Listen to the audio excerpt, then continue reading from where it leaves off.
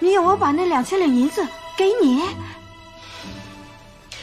不是给我，是借给我做棉花生意。入秋之后，我连本带息一起还你。不行，不行，咱们娘俩以后得靠这笔钱养老呢，说什么都不能动。养老，这2000两银子哪儿够啊？我算过了，把不用的丫头跟小厮都打发了，我自己再绣绣花，打打结子，再加上那50亩地，你、我、张妈能过下去。那还不如借给我搏一搏呢。2000两变4000两，4000两变2万两。不行，为什么呀？你祝英素刚亏了一大笔钱，不能由着你再折腾下去。我这次有把握，一定不会亏。我本来就不舍得你抛头露面，现在看来，你也不是做生意的材料，你就别那么辛苦了，跟着我老老实实过日子啊！娘，我求你了，把那2000两给我吧。你说啥我也不会给你。周莹，有句话我早就想跟你说了，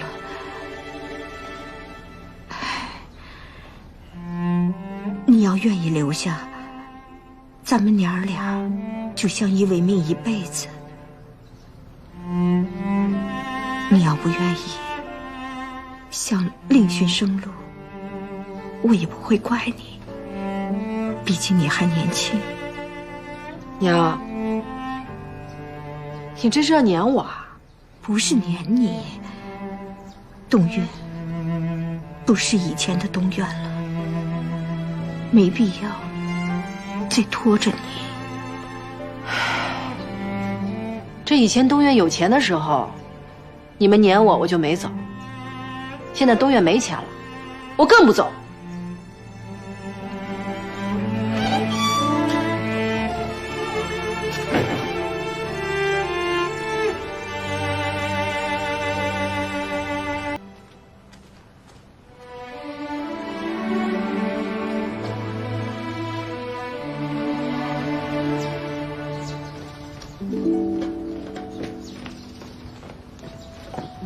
少奶奶，你蹲这儿干嘛呀？发愁。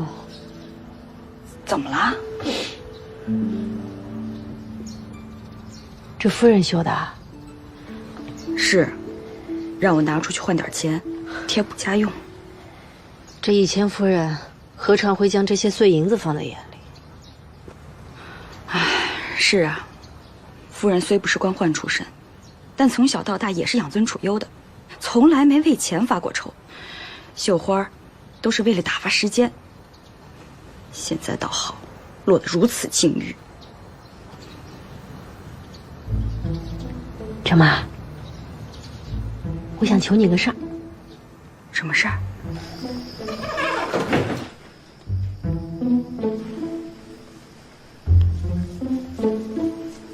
张妈，你太厉害了，你怎么找到的？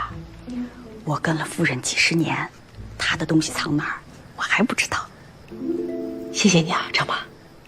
少奶奶，从你拉拢2爷、4爷，帮助夫人起，我就看好你。你可千万别辜负我啊！不枉我帮你这一回。放心，这2000两我一定能翻本。可如果夫人发现了，就按照我们之前说的，全算我的。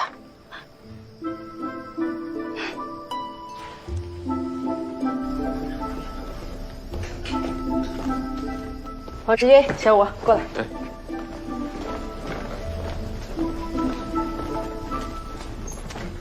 2000两银子。哪来的？3元典当行70%的股份。夫人不是不同意吗？我让张妈帮我偷出来的。偷出来的？张妈为什么要帮你？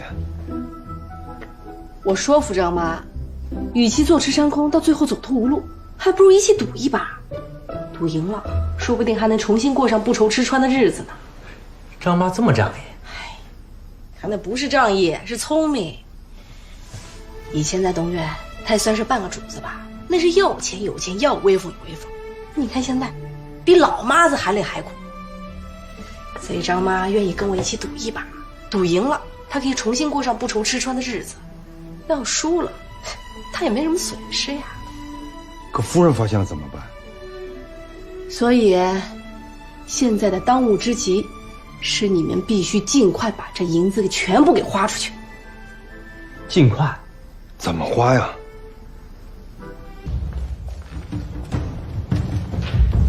请赵大人做主，为民妇做主。周莹，你婆婆状纸上所说，可是事实？是，句句都是事实。赵大人，我错了，请你责罚。但我现在还不出来。为何？我订了2000亩棉花，那2000两银子，连同典当土地的银子，我都交了棉花定金了，现在一文都不剩。赵大人，我这有详单，你看了就知道，我所言不虚。啊，在这儿呢。你把那50亩地也拿去当了。娘，消消气。你是存心不让我活呀？没有银子，没有地，我要怎么办呀？周莹，你可知道偷盗2000两白银乃是重罪，怎么也要关上1年半载。我知道，但如果你现在把我收监了，反而是害了我娘。娘，要不然这样，我在此立字为据，3个月之后，我连本带利还你2400两银子，那50亩地也完璧归赵。若3个月还不出来呢？我自己到衙门投监，要打要罚，绝不皱眉。你要是骗了我呢？这样，我请赵大人为我作证，我一定信守诺言。赵大人，可否？放肆！你拿我赵白石当什么人？为你作保担责？当初若非赵大人教导，我怎会突然醒悟，一把火烧了那罂粟？所以你当保人理所应当。周莹，你行为不检，目无尊长，视法纪为无物。今日我若不再重罚于你，整个泾阳的风气将被你败坏。来人，来，将民妇周莹拖下去，打3大板。别打！赵大人，我撤诉了还不行吗？你想告就告，想撤就撤，你拿我这县衙大堂当什么地方？赵大人，你看我娘都说不告我了，你就饶过这一次吧。啊，赵大人，哎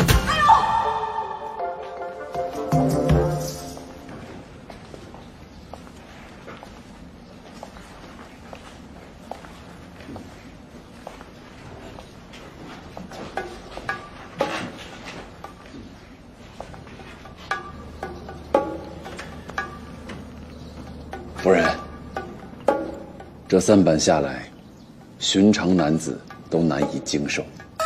我这么做，的确是用心良苦。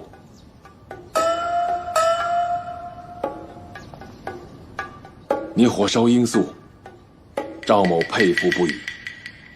虽说你心有良知，但如果不及时匡正，很容易走上邪路。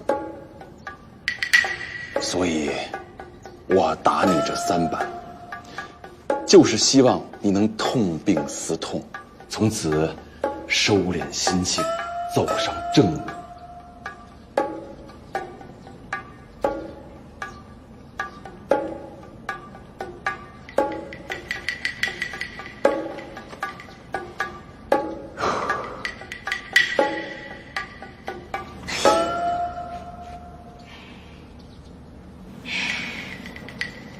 赵大人，谢谢你刚才打了我。但却不是你刚才那番道理。那是什么道理？我偷我娘的银子，虽然情非得已，但也是错的离谱。你打了我，我屁股虽疼，但我心里却松快不少。我娘本来恨我入骨，但你将我打得如此之惨，她的恨也变成了心痛，也让我心里十分受用。我也可以大显身手了。嘿，3板子换吴家东院一个东山再起，我觉得还是挺值的。看来我的苦心你根本没有领悟，我还得再劝劝你。哎，你不就想说那个非什么那个悟什么吗？别劝了，我这辈子也改不了了。哎呦，太疼！啊！哎呦，娘，我缓过来点，我们回去吧。不打紧吧？哎呦，要不要去看看梁大夫？不用，我自己有偏方，专治跌打损伤。要不要喊点轿子来？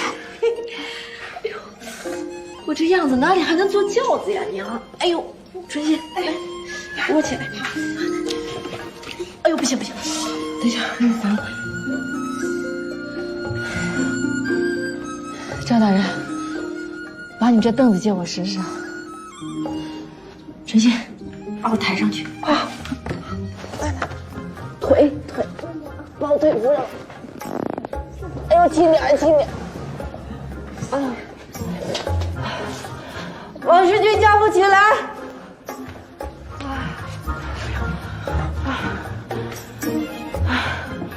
启动，回府。哎，慢点！哎呦，轻点啊！轻点，稳点。别晃！来，小虎。哎呦，别接！疼死我了！轻点，来，轻点，稳点。哎呦，别晃，稳点，别晃啊！慢点。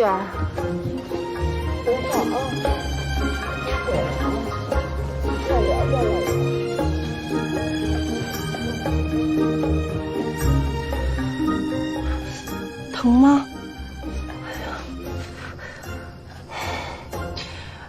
你也是为了吴家东院，为了能让他以后过上好日子才这么做的。他居然还去县衙告你，还让你挨板子。没事儿，这3板子既打不死我，也打不残我。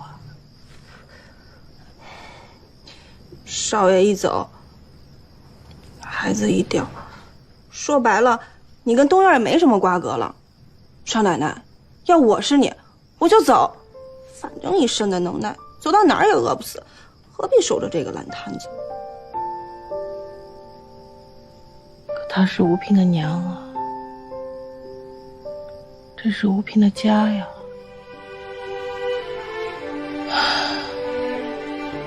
我走了，她怎么办？这个家就再也没希望。你对少爷的感情真是太重了。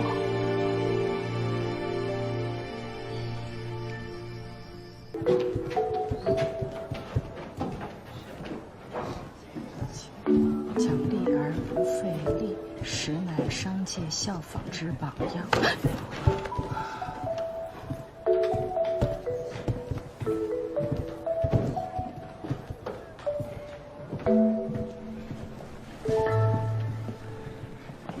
童老板，这位就是我们家少奶奶。童老板，在下童敬夫，昔年与吴聘少爷曾就有过数面之缘，可惜天妒英才，敬志永绝。今日得见夫人，顿感欣慰。吴聘生前对童老板也是赞誉有加，称先生业商而无市井之气，讲义而不费力，实乃商界之效法之榜样。今日得缘一见，也是我的荣幸。哪里，夫人过奖了。在下志不足以全变，勇不足以决断，仁不能以取喻，将不能有所守，不过侥幸度日而已。先生上意。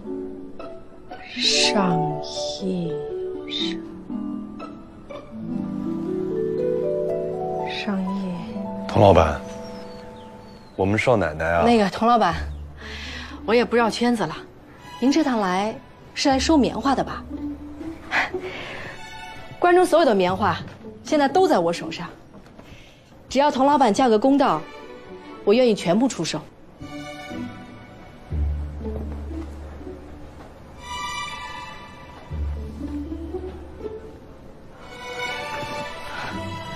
童老板，您请坐。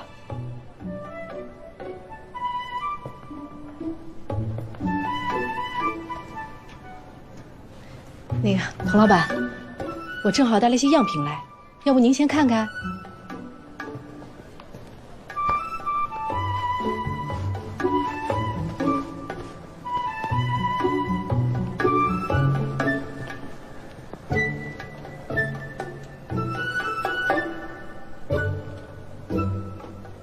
请问夫人有多少这样的棉花？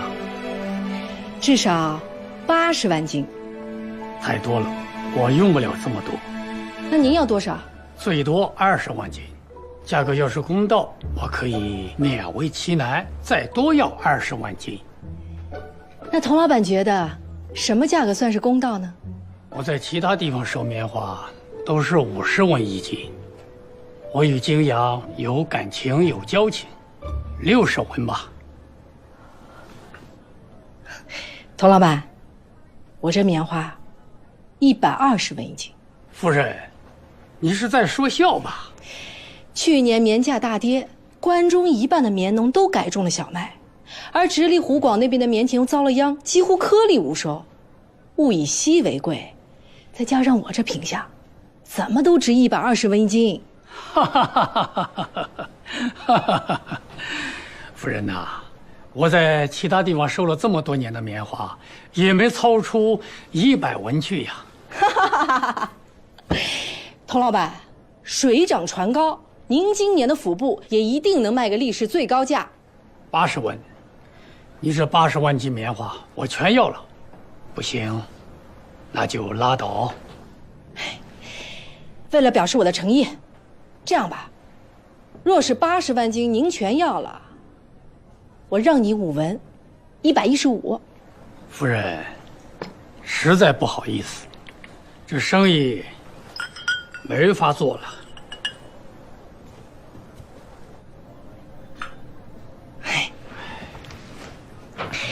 没关系，我相信过2天直隶湖广那边的棉商都要来泾阳，到时候我这棉花150文一斤也不是不可能。哦，对了，童老板，您订的回武汉的货船好像还是80万斤的仓位，初8就必须启程，看样子这趟您得空手而归了。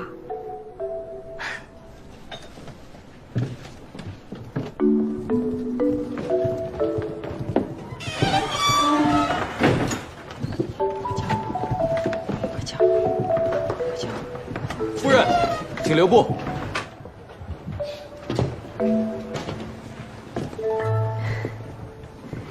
童老板，夫人，再让一点吧。这样，那如果一手交钱一手交货，就110文。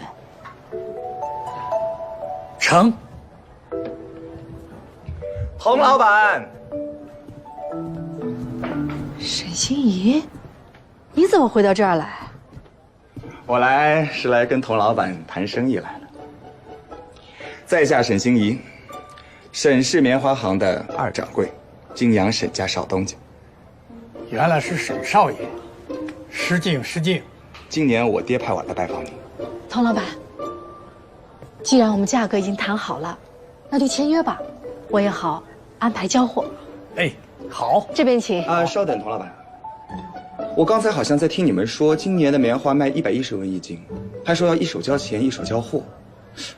巧了，我现在手上就有80万斤棉花要卖给你，品相上好，我定的价格呢也是110文一斤的，但是我会给你7天的账期，不用一手交钱一手交货的。沈星移，你哪来的80万斤棉花？关中所有的棉花可都在我手里。你别管我从哪里来80万斤棉花，只要童老板愿意跟我合作，我们沈家一定是到期付货的。我看你是存心来砸场的吧？我是存心来跟童老板做生意的。童老板，我们进屋聊。哎，童老板，你不用跟他聊，我给你105文，我们马上签约。好，我也出105文一斤，7天账期不变。100文，我也出100文，7天账期不变。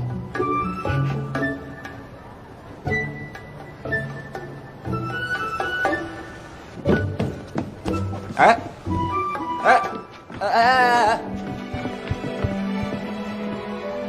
她真是我们家东院的少奶奶，如假包换。哎，男女授受不亲啊！放手啊！放手！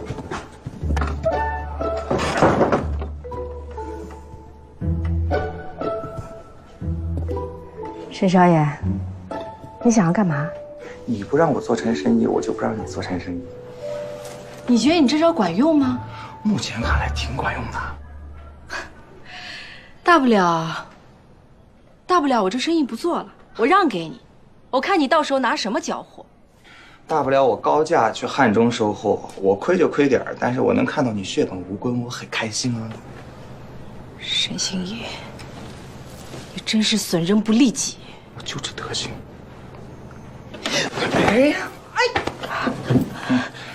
你要想撵我走呢，倒是有一招啊，把你所有的棉花80文一斤卖给我，我再100文转给童老板。做梦去吧你！既然你要这么说的话，你出多少钱我就出多少钱，我还比你多一个账期。我相信人家童老板怎么都是选我不选你啊。哼，你能给账期，难道我就不能？你还真不能。我都已经打听完了，你跟人家棉农呢，只是付了一些定金而已。人家一旦交货，3天之内你必须要付清全款，否则你要双倍赔偿。你地都当了，哪来的银子呀？所以你要跟童老板一手交钱一手交货吗？哎，你就不要那么固执了啊！趁现在棉花出价还不算低，把所有棉花卖给我，否则我跟你血拼到底啊！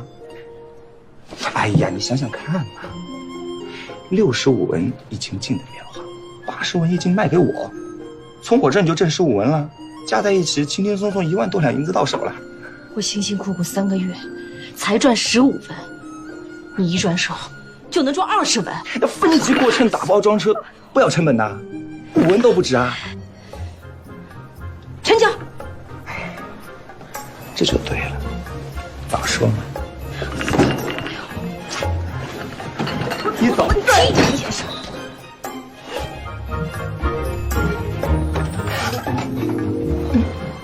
你又气我你！童老板，我退出，接下来的事情你和沈少爷聊吧。这是怎么回事啊？啊，没事，童老板，我们继续聊我们的生意。还没完呢。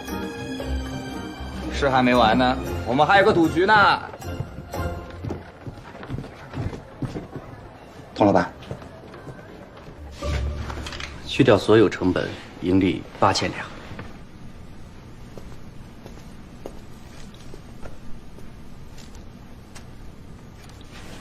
唉，本来应该赚2万两的，生生被沈星咬了一大口子。我们实力不够，能赚这么多已经不错了。是啊，按成本算，沈星移其实只赚了2成，而我们赚了1倍还多。哼，这仇我一定得报回来。其实沈星移并不是赚的最多的。还有谁？我听说今年府部也涨价不少，那个童敬夫至少赚了有3万两。这么多？你自己算呀，1斤棉花5尺布，这中间多大利润？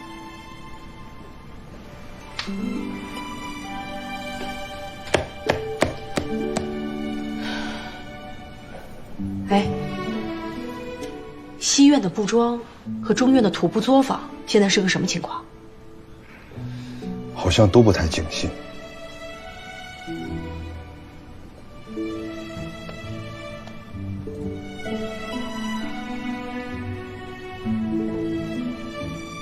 小五啊，哎，你赶紧去把明年的棉花定下来。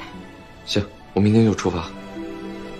如果我没估计错的话，沈心怡的人应该已经动手了，所以你现在就得出发。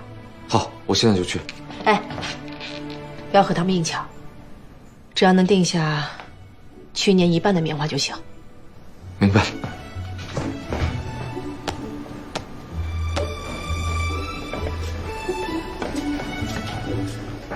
奶奶，夜点来了。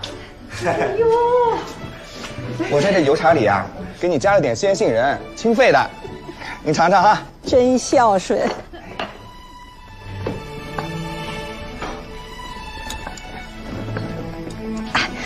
你坐下，陪奶奶说会儿话。去。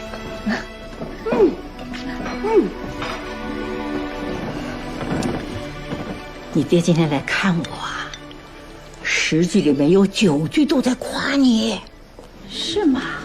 他夸我什么了？你给我说说呗。说你现在跟换了一个人一样。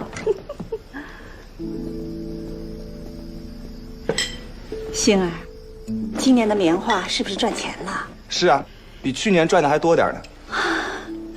看你爹笑眯眯的，我就知道赚钱了。四海说了，赚钱多少不重要，重要的是他看现在星儿，眼光啊、胸襟啊，都跟平常人不一样。说他不能赚小钱吧，他能赚大钱；说他不能冲锋陷阵吧，他可是个帅才。你爹说你是个帅才，星儿，老爷能说出这样的话，那可真是不容易。哎呀，那我早就说过，只要星儿开了窍，那比谁都强。哎，我挣的这些银子啊，其实还不算什么。另外还有一个人啊，2000两银子的本金啊，一把赚了1万多。谁呀？你们不认识。人家能有这种能耐，星儿，那以后啊，好好的跟着人家学着点啊。我不仅要跟他学，我还要跟他斗。娘，这是借你的2000两银子，这是给你的利息，这个是给你的分红。干嘛还要给我分红啊？以后但凡我挣了钱，我都给你分红。为什么？你是我娘啊，我孝敬你是应该的。可我不是你亲娘。你是吴聘的亲娘，那就是我的亲娘。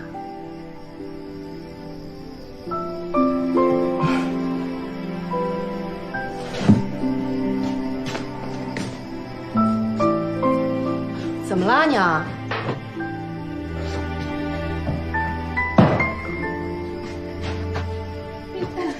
这么重，你真是我来拿。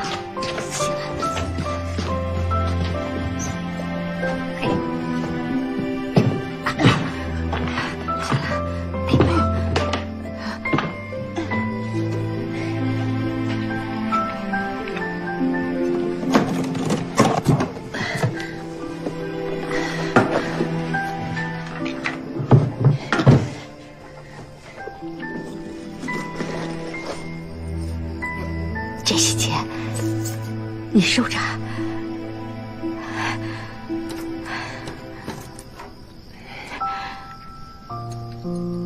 这些东西呢，还值点钱，是当还是卖，你看着办。以后你想做什么生意就去做，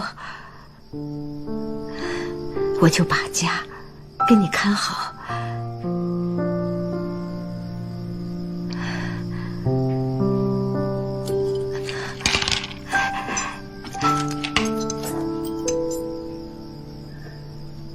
娘，你放心，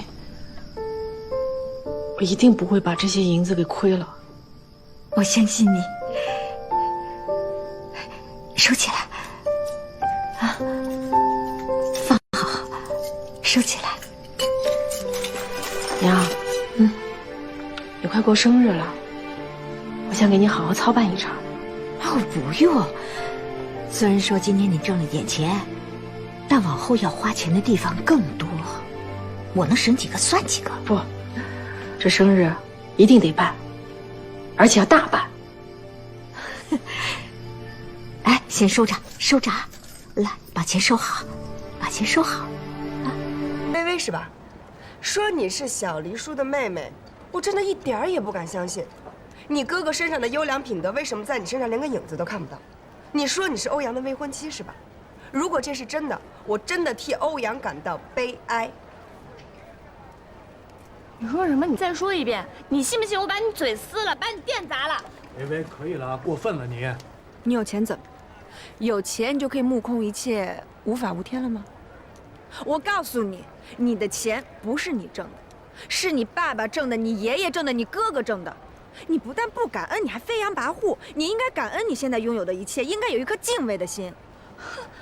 哥，你听见他说什么了吗？他在教育我呢。什么玩意儿你就出来随便教育别人？哎，你们俩脑袋是不是被门给挤了呀？跟这种踹了自己男朋友，然后出来到处勾引有钱人的贱女人在一起吃饭，你们俩怎么想的呀？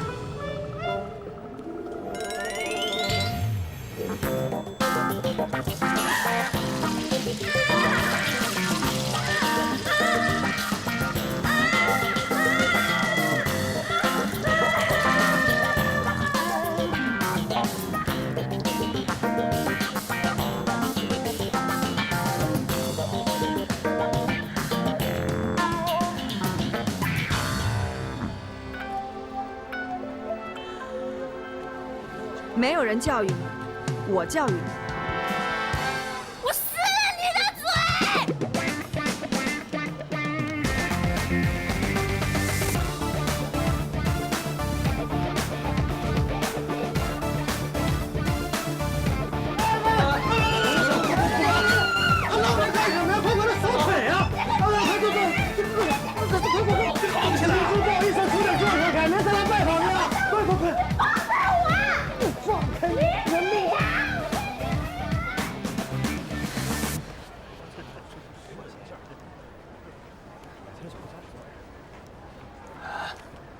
回头到我公司当秘书长。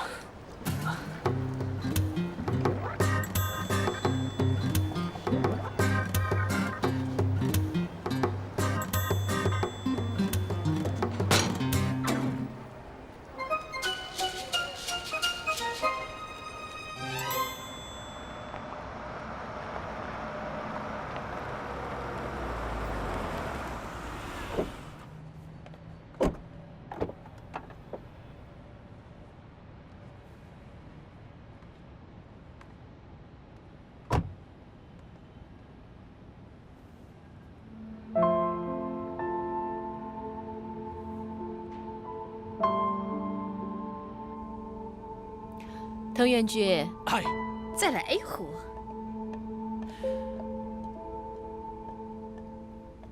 这一壶酒是我请你的，喝完了赶紧回家吧。滕元君，年纪大了就变得啰嗦，会招人讨厌的。すいません，我们已经休息了。啊，我找他。啊，谢谢。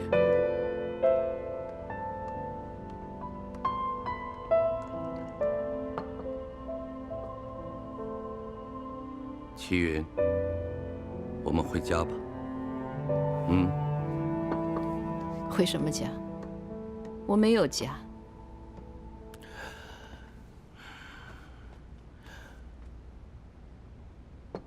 齐云呐，大晚上的，一个人喝得烂醉如泥，太不像话了吧？我丢你脸了？如果你觉得我丢了你的脸，我们可以离婚啊！我举双手赞成。孩子们都大了，就算离婚也不会影响他们的。你就答应吧，放过我，也放过你，好吗？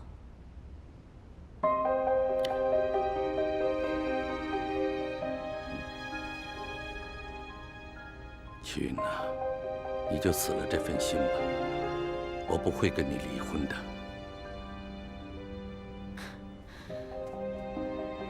我知道，你不离婚，不就是因为财产和股份吗？就算我分走你一半财产，我也拿不走你对欧氏的决策权，我不影响你对欧氏的掌控啊。我再跟你说一遍，齐云，你喝多了，我送你回家，好吗？你为什么要这么折磨我？你到底要折磨我到什么时候啊？啊？你是不是要看我死啊？这样的日子干嘛要过下去？还有什么意义呀？你能不能小点声？这是公共场合。跟我回家。我不会，我没有家。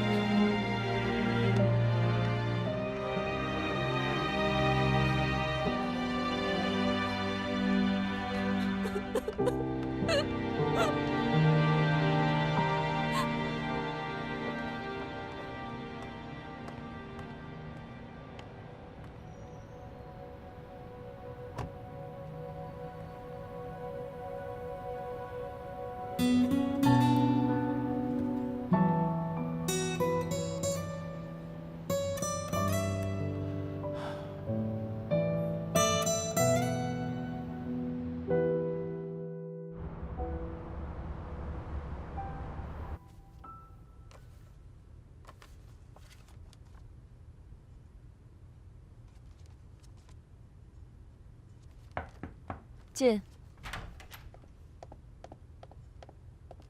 欧总，房子的事情已经帮您办妥了，这是租赁合同和钥匙，行李也帮您搬进去了。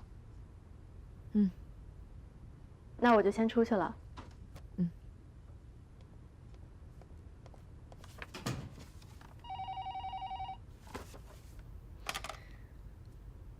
喂，是我。什么？理由呢？通知各部门主管，15分钟之后开会。通知欧阳务必到，就说我说的。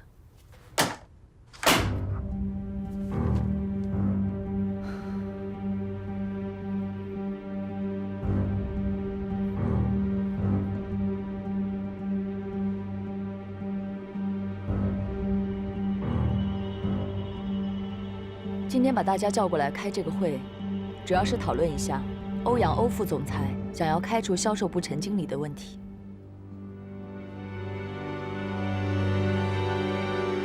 刘经理，你作为人事部的主管，请你向大家宣读一下，公司在有关于劳动合同期间内，用人单位可以单方面解除劳动关系的条款，看看陈经理是否具有被开除的理由。好。严重违反集团规章制度的，严重失职、营私舞弊，对集团的利益造成重大损害的，劳动者同时与其他用人单位建立劳动关系，并对本单位的劳动工作造成严重影响的，或者经集团提出拒不改正的。欧总，以上就是。好，那请你们人事部告诉我，陈经理在最近的1年工作表现中，有没有存在严重违反公司规章制度的情况？没有，陈经理一直保持全勤，从来都没有无理由的请假、旷工或者早退。张总，你是销售部的主管，请你告诉我，陈经理在你们销售部的工作中，有没有严重失职、营私舞弊，或者给集团造成了重大损失的事情？欧总，陈经理负责的团队一直是我们销售部的明星团队，连续2年在业绩增幅方面超过30%。他这个人我是了解的，对工作既认真又负责，经常带着底下的人加班研讨销售策略。就是这种情况，我个人就见到许多回。陈经理，那就是你最近准备跳槽离开欧氏了？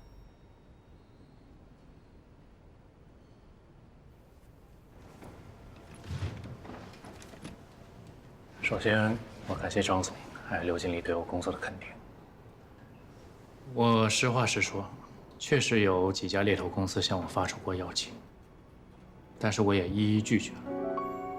我可以公开我电脑里面的邮件信息，还有我手机里面的通信记录，我也接受一切公司对我的正当调查。但是我只想表明一个观点：我认为欧氏是国内一流的化妆品企业，在国际上面也有一流的知名度，所以我一直以在欧氏工作为荣，我从来没有要离开欧氏的想法。谢谢各位。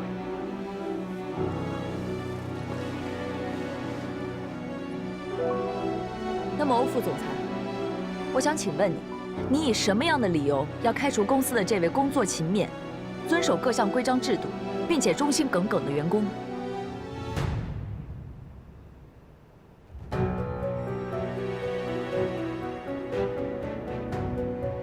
我们欧氏集团能有今天，靠的是什么？是规则。如果我们滥用职权，在管理中掺杂个人情感和恩怨，仅仅是为了满足自己的一己私欲，而不把集团的利益放在第一位，那么他就不配在集团待下去。不管你是谁，我都会请你第一个走人，明白吗？明白吗？明白，明白。好，可以散会了。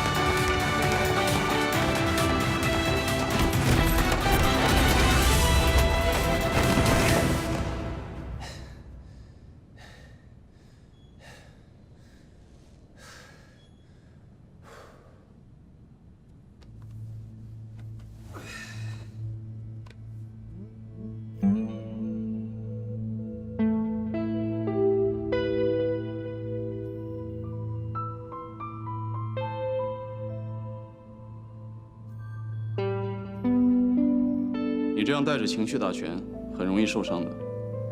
怎么，你有心事啊？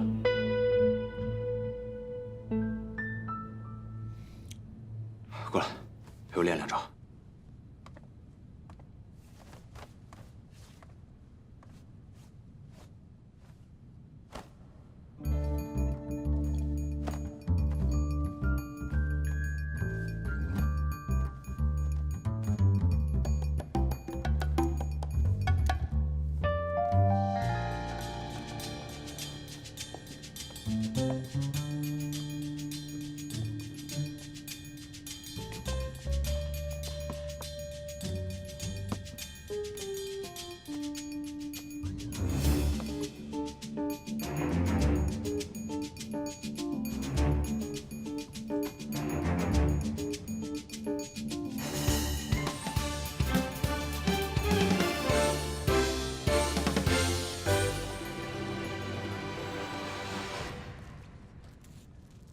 你有强迫症啊？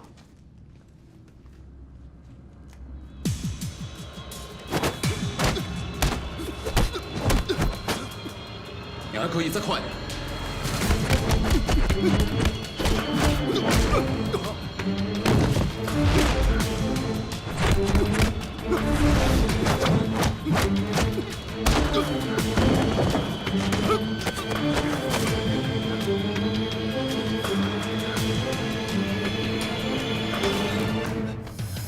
我给你3秒钟，解开我这个锁。1、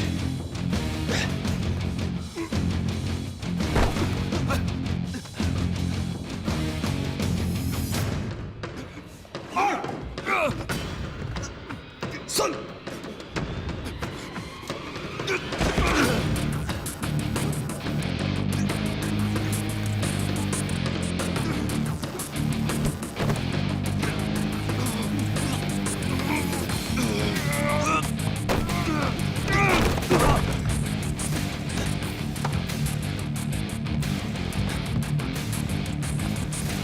只要会你这招，先破了我这人再说。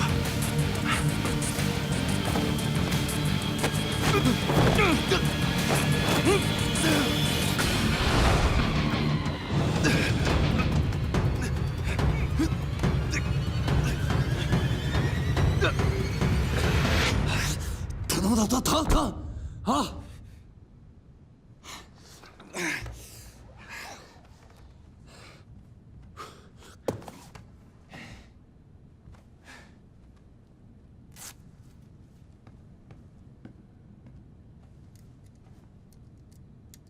说说吧，你到底有什么心事？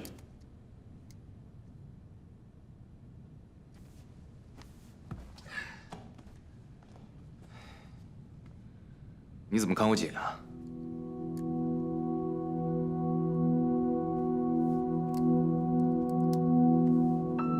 哎，跟你说话呢。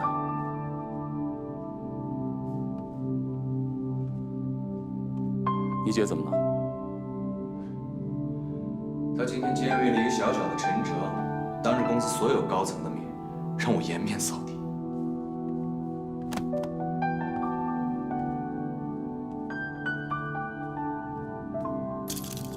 说实话，开除陈哲这件事儿，确实是你做的不对。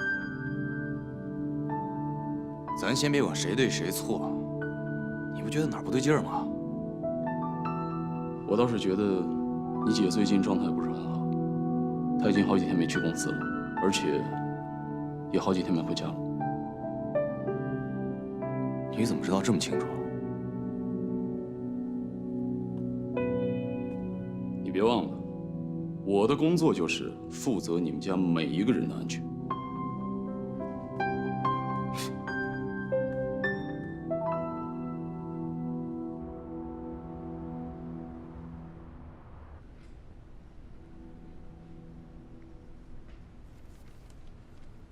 刘经理，鹿岛那边项目进展的怎么样？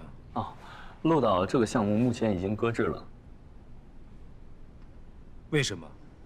今年集团在上海和杭州连续落成了2家酒店，咱们公司目前资金运转比较紧张。据我所知，地铁项目在鹿岛马上就要启动，这个机会绝对不能错过。资金方面我会来想办法，你们不要懈怠，继续跟进。散会。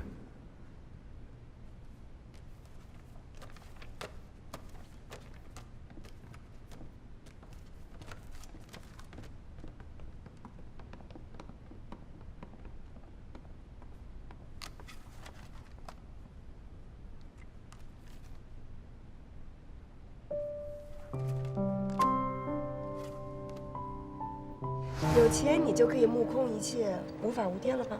我告诉你，你的钱不是你挣的，是你爸爸挣的、你爷爷挣的、你哥哥挣的。你不但不感恩，你还飞扬跋扈。你应该感恩你现在拥有的一切，应该有一颗敬畏的心。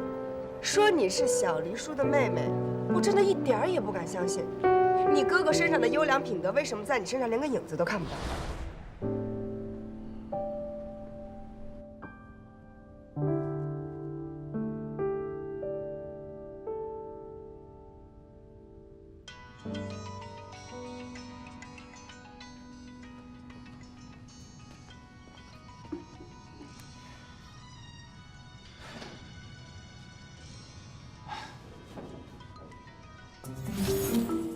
怎么就不是你未婚妻了？4年前我去日本之前，你怎么跟我说的？我说什么了？你说只要我乖乖的去日本留学，乖乖的把那4年读完，不打扰你，不烦你，我一回来你就娶我。我说过吗？你要是没说我干嘛去日本呀？还一去4年。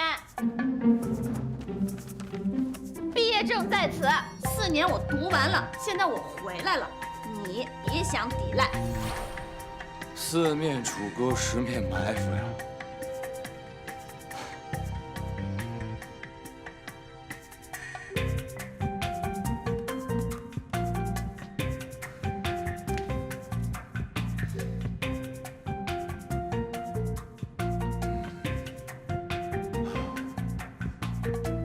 你说你是欧阳的未婚妻是吧？如果这是真的，我真的替欧阳感到悲哀。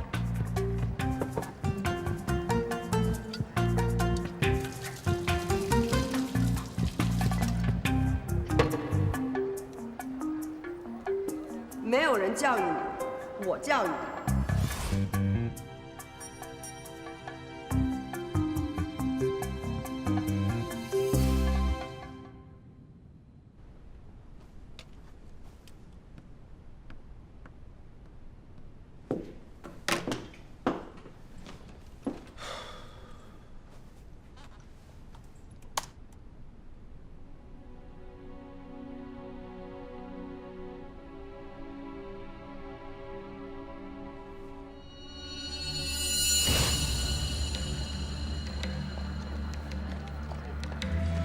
走开！里边去！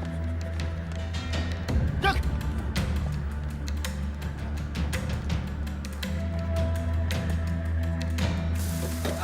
让开！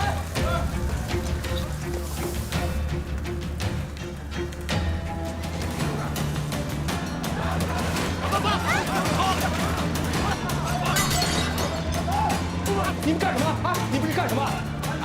好家伙，找什么人吧？你干什么？你这是犯法，你知道吗？你干什么？你干什么？又来了？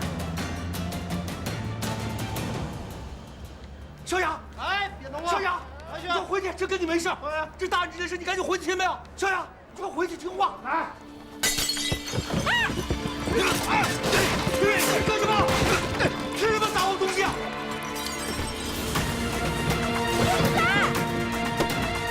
别杀了！你们别走开！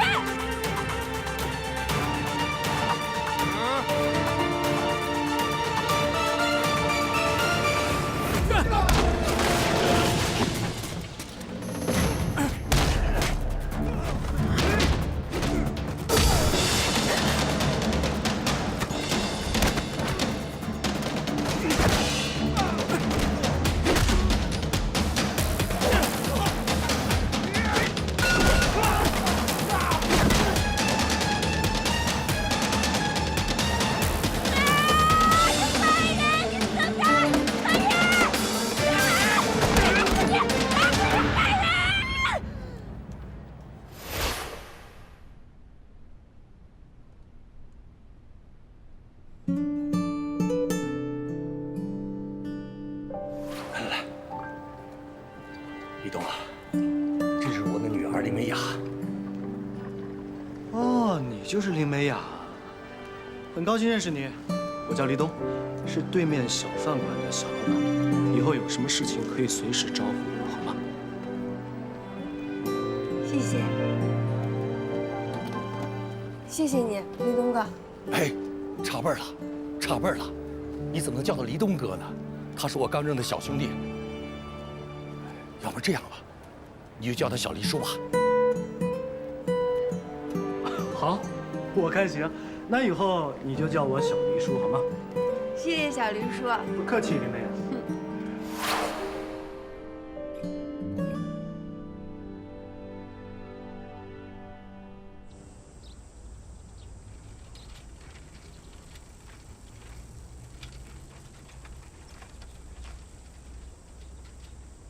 这天怎么这么热呀？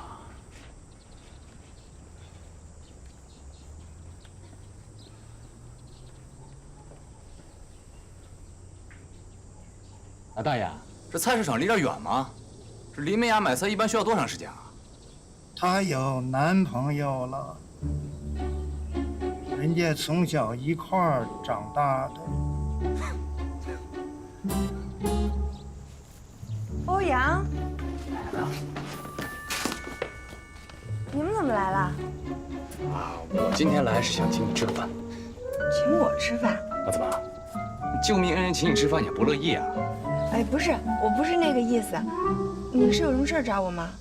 哎，也没什么大事儿，就是想跟你聊聊你前男朋友陈哲的事儿啊，顺便想正式的邀请你当我的秘书。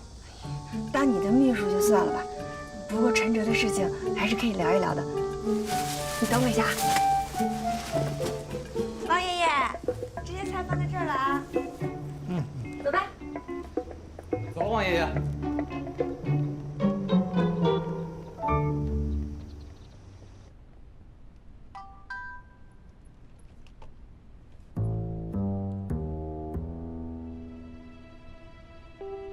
哥，再见了。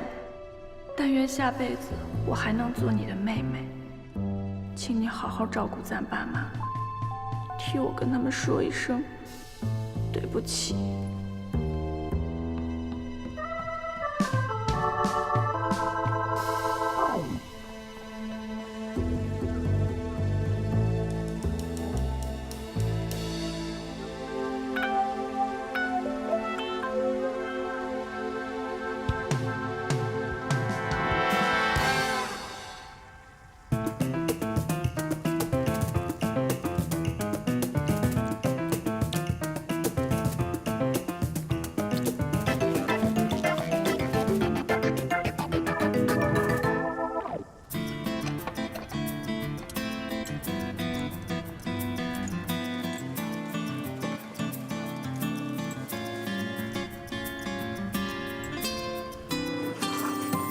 往这个，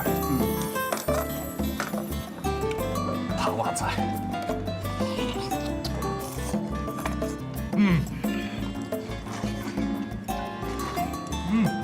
好。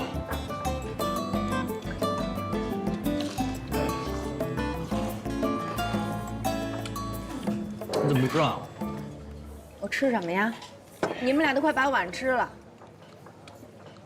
展龙，你给他要一份去。行了，别吃了，大碗拿。哎，说吧，什么？你不是说要跟我说陈哲的事儿吗？陈哲的事，我一会儿跟你说。我先跟你说另外一件事。你不是要来我们公司吗？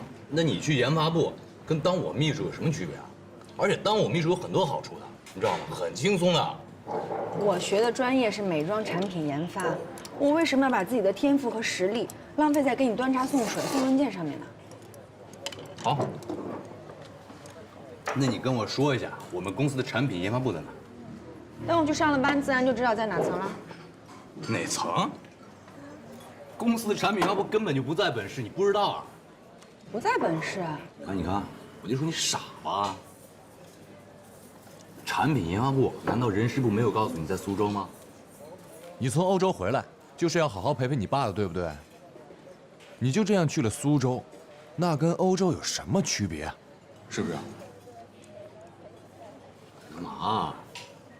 你不会蠢到认为连这事我都在骗你吧？那谁说的好啊？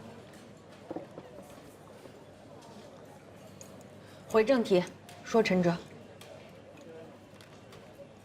好，说陈哲。你看啊，你跟陈哲20年的感情，你这才回来多久啊？就这么不明不白的分手了？你真的甘心了？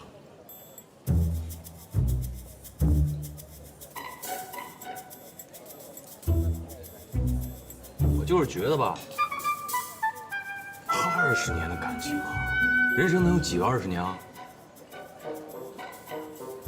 再说你们两个又是从孤儿院一起长大的，就这样的感情基础，你真的就相信他所说的？干嘛啊？不是你让我说陈哲，你干嘛呀？啊！你别着急嘛，我找你了。哎，没事没事啊。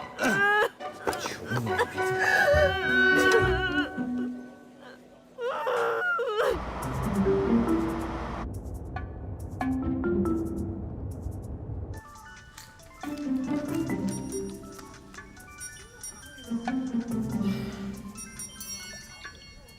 薇薇，你能不能不要笑？到底出什么事儿了？告诉我。哥，我真的不想活了，你也不用劝我。事已至此，你就让我去死吧。什么叫不想活了呀，薇薇？你能不能不要胡说八道？你别吓我好不好？有什么事情好好说。我现在在去找你的路上，有任何问题坐下来咱们好好聊聊。出了什么事儿，哥都可以帮你解决，明白吗？不许胡思乱想。喂，薇薇，薇薇。